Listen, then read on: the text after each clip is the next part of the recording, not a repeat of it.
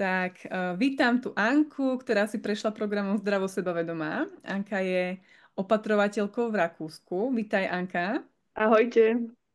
Anka, čo ťa tak možno priviedlo práve do spokojnej a do tohto programu?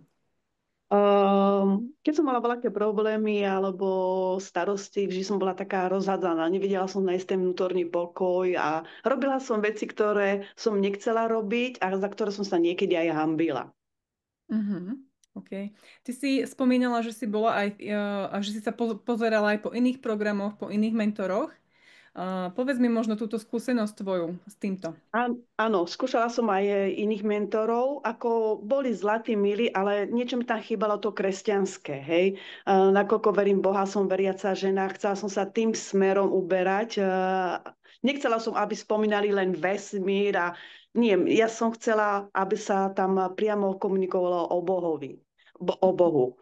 Takže potom som si ťa vyhľadala a som sa s tebou spojila. Anka, čo bolo možno takéto tvoje, čo si odnášaš z tohto programu a keď si to porovnáš, že ako si to mala predtým, hej, a ako to máš teraz, v čom vidíš možno ten taký najväčší rozdiel? Čo ti bolo najužitočnejšie? Vďaka tebe som spoznala dva talenty, ktoré mám, ktoré sú dominantné u mňa a ja som o tom nevedela. Bolo to presvedčivosť, to má za úlohu bojovnosť. Ja som ako veľký bojovník, dosť ľudí povie a musíme bojovať a musí to ísť do konca. A druhý ten talent bola harmonia. Mám rada pokoj. Keď mám pokoj, keď všetko ide tak, ako chcem ja, hej. No a tieto dva talenty, keď sa byli, tak preto som bola taká, už viem, aj rozhádzaná, aj nervózna, aj robila som veci, za ktoré som sa hambila. A prakticky si ma naučila, že ja tie dva talenty musím dať do rovnováhy. Bála som sa, že stratím tú bojovnosť, lebo pri opotrovateľstve dosť ľudí mi povie, že si váži ten môj talent, že som tá bojovná a musí to ísť. Ale ty si povedal, že nie, že to sa dá z toho harmoniou. Tak sme sa to naučili, takže ja bojujem, ale vždy je rozhodnutie na tom druhom, či to dáme do konca. Keď nie, idem do tej harmonii a nechám to tak. Áno, to bolo v súlade s tým, že vlastne každému nechávame tú slobodnú vôľu a to rozhodnutie a ja si pamätám, aké bolo pre teba ťažké, že keď niekto to mal inak ako ty, tak tam si šla do tej bojovnosti, ale takto si vlastne pochopila, že ty môžeš mať ako keby tú jednu stranu svoju, on môže mať úplne iný názor, ale v konečnom dôsledku ide o, o to prijatie z tej tvojej strany a ty môžeš byť pokojná, keď urobíš všetko, čo môžeš. OK, dobre. Povedz mi možno, Anka, také oblasti toho najväčšieho prínosu práve pre teba. Bavili sme sa o viacerých, tak možno čo sa zmenilo po tom, ako si týmto programom prešla?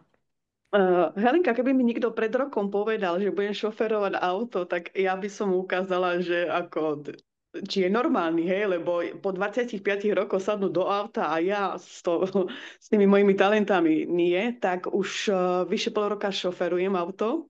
Mhm. To mi pomohlo. Tam, že prakticky som ani nezasmetkovala, keď aj tí moji pacienti zrazu, že ľavo, vpravo.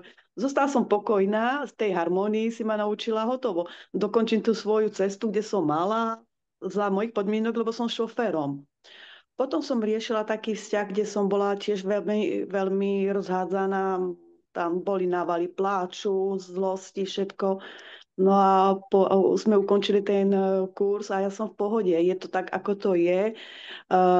Nechávam to na Boha. Ak Boh bude chcieť, spojí nás, keď nie, aspoň to očistí. A celkovo sa cítim taká pokojná, pokojná, aj vnútorne pokojná, aj sebavedomejšia. No a zajtra žením syna, samozrejme stres, všade panika, však ženy to poznajú. A mala som trošičku taký problém, ale zostala som v pokoji. Hej, Mhm. dala som si to ticho a až po takých 5 minútach som debatovala so všetkými, aby som nevybuchla a ostatných tiež nespravila stres, lebo všetci máme stres, hej. Takže zostala som ja v tom pokoji a v kľude. Mhm. Ty si spomínala, že si si aj v nejakých veciach, Anka, upratala v tom živote. Tak v čom to možno bolo z tých, ktoré by si chcela spomenúť tak konkrétnejšie? Určite tie vzťahy, ten vzťah, tých vzťahoch, lebo keď som nemala tú rovnováhu, ja som dosť ubližovala aj či rodine, aj tým vzťahom, hej, nakoľko som vdova, tak som sa aj snažila, že si nájsť možno partnera, ale ja som tam vybuchovala. Ono, keď to nešlo podľa mojich predstavov, ako vieš, tak som vybuchla, nadávala. Ja som bola ako jedna katastrofa. Takže teraz nie, beriem to, čo je, dávam si to do poriadku, prejdem si to s tými vitamínmi, čo si mi podávala, hej, že či je to pre mňa dôležité, či je to pravda, dýchanie, ako úplne, som pokojnejšia. Mm. Som a sebavedomejšia. Nemám strachy ani do spoločnosti, lebo ako ja mám aj tiež talentoch, ja mám rada úzky kruh ľudí. Nemám rada veľký dav. Ma to znervozňuje. No a bola som v Žiliny Godzone a mala som trošku obavu, ale v pohode. Robila som si tam, čo som chcela, spievala, tancovala, nepotrebovala, ako ignorovala som ten dav. Takže by som povedala, že mi to veľa pomohlo. Trošku upratať môj život, taký pokojnejší. Tú bojovnosť s tou harmóniou dať dokopy. Ak si dobre spomínam, tak Anka, vlastne, keď sme si robili také vyhodnotenie v tých 15 veciach, ktoré ti berú sebavedomie, že ako si tam bola predtým a kde si teraz, tak pamätáš si ešte, aké číslo ti tam vyšlo, keď sme to spriemerovali na začiatku? Vieš čo, myslím si jednotku, ale vieš čo bolo najlepšie, keď si dávala tam ten test, čo mi to dáva hento. A ja som tam dala všetko negatíva, hej. A ty si tam že nám hovorila, keď vám vyšlo len čo jedno, že fajočka, že dobré, tak vidíte, môžeme ísť ďalej ako s tým programom. A ja som mala všetko negatívne. Ja hovorím teraz, čo so mňou, čo si ja s tým spravím, hej. Takže jednotku. Bolo to celé zlé. Ten začiatok bol veľmi zlý, však vieš. Keď sme to spriemerovali, tak vlastne ti vyšlo to zdravé sebavedomie niekde, že na úrovni že 2,3 a po tom programe, vlastne ja to mám teraz pri sebe to vyhodnotenie, tak to bolo 9,3. Áno, ja som tiež bola prekvapená, keď sme to robili druhýkrát, hej, lebo ja som to tiež mala, čo som dala prvýkrát a ja som sa normálne, keď sme to robili, aj usmievala, že aký je to rozdiel.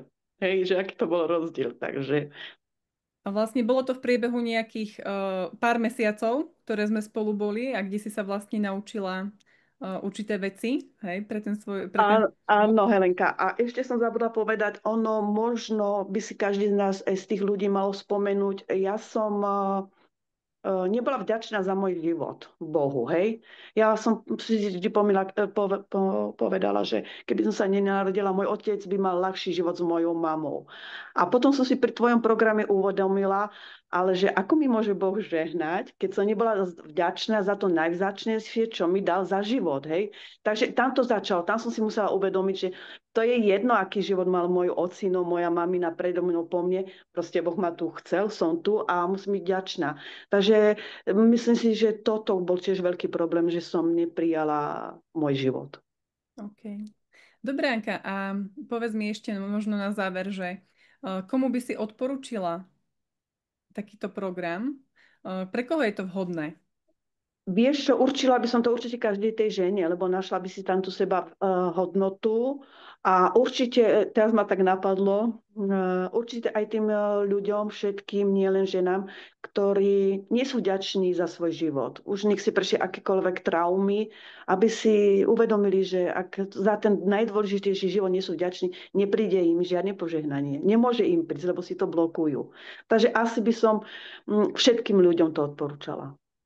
Ďakujem, Anka.